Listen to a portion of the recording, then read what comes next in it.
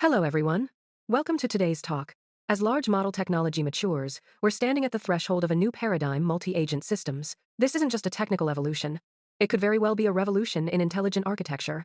Let's dive in and explore its potential and practical pathways together. Today's core topic is multi agent systems. This isn't just a concept confined to labs anymore, it's already proving to be a powerful solution in real world applications. Here's a crucial data point. According to research by Anthropic, multi-agent systems can achieve up to a 90.2% performance boost compared to single-agent systems. This isn't just simple addition, it's a qualitative leap. Think about it: over the past few years, we've witnessed the rapid leap in LLM capabilities. But now, the growth curve of individual models is starting to flatten. In this context, orchestrating multiple agents to work together has emerged as a promising new path to break through performance bottlenecks. And that's exactly why it's quickly become a shared focus for both academia and industry. All right. Let's now clarify today's learning objectives. We've just seen the trends and data. Now it's time to move from simply knowing to truly understanding and applying them. First, we'll clarify what a true multi-agent system really is and avoid some common misconceptions. Second, we'll dive into why it's necessary. Why do we need it? What limitations is a single agent actually hitting? Finally, the most practical part. We'll focus on best practices and explore how to actually build an efficient, reliable multi-agent system, not just theory, but actionable methodologies you can implement. All right, let's dive into our first key question. What exactly is a multi-agent system? Simply put, it's a computing system made up of multiple intelligent agents that can make decisions and act independently. These agents don't operate in isolation, they continuously interact, collaborate, and even compete within a shared environment to accomplish complex tasks together. Here's an example. Imagine you're writing an in-depth industry report. One agent gathers research materials, another handles data analysis, a third drafts the initial version, and a fourth checks the logic, working together like a well-coordinated team. This structured collaboration is far more reliable and efficient than asking a single agent to do everything from start to finish. Here, I want to emphasize one thing. Many people mistakenly think multi-agent systems are just advanced prompt engineering techniques. That's not the case. While clever prompt design is fundamental, it's far from enough. True multi-agent systems are an engineering challenge involving architecture design, state management, communication mechanisms, and fault tolerance. We can think of advanced prompts as the bricks and mortar, but the whole system still needs reinforced concrete to hold it together. So, since it's a system, we need to build it with an engineering mindset. Now, let's take a look at the key elements of system engineering design. First is system architecture design. Choosing the right pattern is crucial.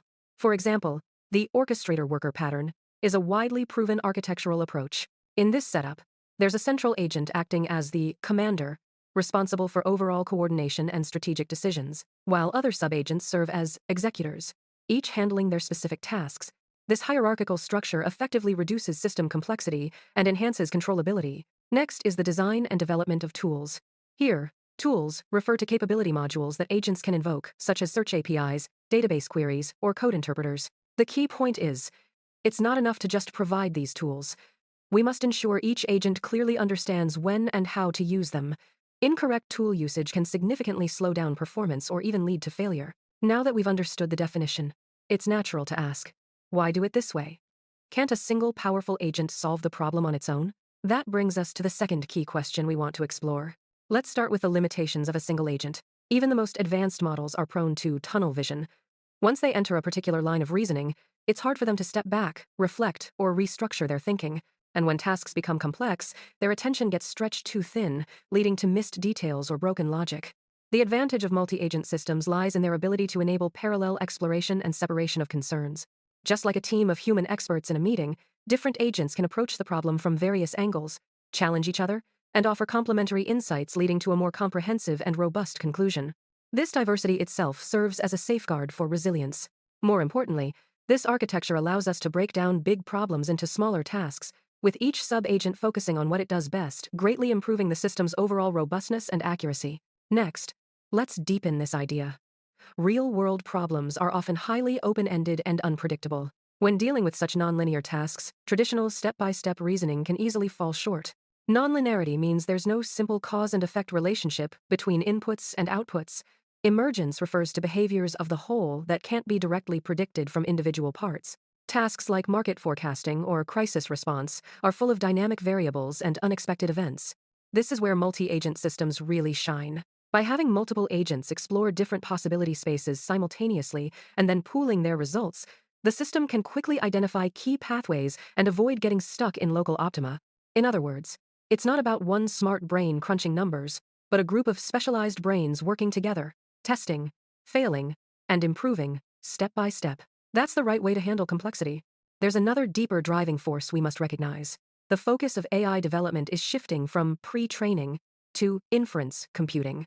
Once a model reaches a certain intelligence threshold, meaning it has basic language understanding and reasoning capabilities, further performance improvements increasingly depend on the investment of effective computing power, specifically the number of tokens consumed during the reasoning process. The key insight here is multi-agent systems are naturally suited to handle higher token consumption. Since each sub-agent can generate intermediate reasoning steps in parallel, the overall system achieves greater depth and breadth of thinking. Think of it this way. Before, one person stayed up late writing the whole proposal alone. Now, we have a project team, where everyone handles a part, and then we combine and refine the pieces. Even though total working hours go up, the quality improves and we deliver faster. Now, I'd like to introduce a profound idea. Search is compression, and compression is intelligence. It may sound abstract, but it becomes strikingly clear in multi-agent systems. In this architecture, the sub-agents actually act as intelligent filters. They search in parallel through vast amounts of information to find relevant evidence, validate hypotheses, eliminate noise, and then distill concise, reliable insights. The main agent doesn't need to handle all the raw data itself, it just receives these compressed, high-quality summaries and focuses on higher-level strategic planning and final decision-making. This enables an effective distribution of cognitive load. It's like how a CEO doesn't need to read every customer email, but still receives weekly summaries from each department, using these condensed insights to make key decisions. That's what an intelligent system should ideally look like. Earlier, we covered the what and the why. Now we've finally arrived at the most practical part: how to build an efficient, multi-agent system. We can refer to a well-established framework proposed by Anthropic, which has already been validated by several real-world projects. They use the classic orchestrator-worker model. Here, the main agent acts as the orchestrator, responsible for creating the overall plan, breaking down tasks, and monitoring progress.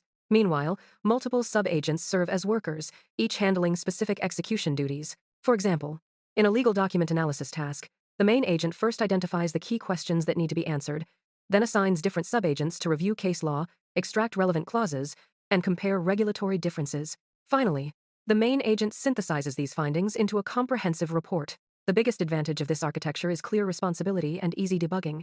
If something goes wrong, we can quickly pinpoint exactly which agent or step caused the issue without the entire system falling into chaos.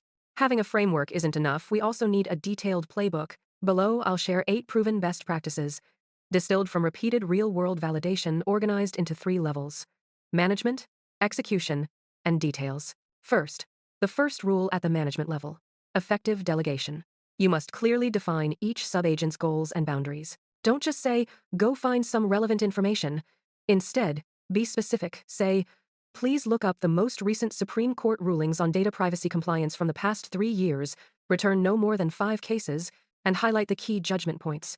The more precise you are, the better the results will be. Second, allocate resources wisely. Not every task requires GPT-4 or Claude Opus. Simple formatting jobs can easily be handled by lightweight models, saving the more expensive compute power for tasks that truly demand deep reasoning. That's not just cost awareness, it's engineering smarts. At the execution level, the third principle is broad before deep. Start with broad queries to let the sub-agents first get a general knowledge outline, then gradually narrow down and refine. This approach is more effective than aiming for precise answers right from the start. The fourth principle is guiding thinking. You can use interleaved reasoning, alternating between divergent and convergent thinking. For example, first list possible angles, then evaluate their feasibility one by one. This helps avoid locking into a wrong path too early. At the detailed level, the fifth principle is think like an agent. This means you need to debug your prompt from its perspective. What does it see? What's it misunderstanding? What context is missing? Only by simulating its reasoning process can you write truly effective instructions. Rule 6 is about tool design and selection. Every external tool must come with a clear purpose statement and usage guidelines. For example, a search tool should be labeled as for fact-checking only, not for subjective judgment, to prevent misuse. These 6 principles together form a complete practical framework. Remember, a good multi-agent system isn't built by piling on components, it's the result of thoughtful design and continuous refinement. When we move from prototype to product, there are two final kilometers that are absolutely critical. Many excellent experimental systems ultimately fail to make the transition simply because these two aspects are overlooked. First is a scientific evaluation system. We shouldn't just focus on whether the final output is correct, we also need to check if the intermediate steps are reasonable. For example, is a particular sub-agent repeatedly requesting the same information? Is there a deadlock or infinite loop? These process-level indicators often serve as early warning signs of system instability. Second is reliable engineering. You need a robust error handling mechanism, solid-state tracking, and a comprehensive logging system. When something goes wrong, you should be able to quickly replay the entire execution flow and pinpoint the root cause. On top of that, during deployment, make sure to implement load balancing, timeout controls, and fallback strategies to ensure system availability in production. Only by nailing these engineering details can your multi-agent system evolve from working to reliable and truly move from the lab into real-world applications. All right, we've come to the final part, the summary. Today we've journeyed from concepts to value, and then to practical applications. I believe everyone now has a more comprehensive understanding of multi-agent systems. The greatest value of multi-agent systems lies in their ability to overcome the cognitive limitations of individual intelligence, while significantly raising the ceiling on computational budget. We're no longer constrained by a single model's context, length, or reasoning depth. Instead, we can expand overall intelligence capacity through collaboration. More importantly, as technology becomes increasingly homogeneous, whoever can build efficient and reliable intelligent systems faster will gain a competitive edge. This has become the new strategic high ground. For every professional, future competitiveness will no longer be just about using AI, but more importantly, about orchestrating AI. Can you design workflows for agents to collaborate? Can you build maintainable system architectures? These are the real keys to mastering agentic systems. So my advice is, start practicing by building small multi-agent prototypes as early as possible.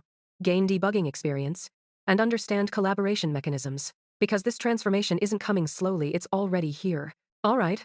That's all for today's session. Feel free to reach out if you have any questions.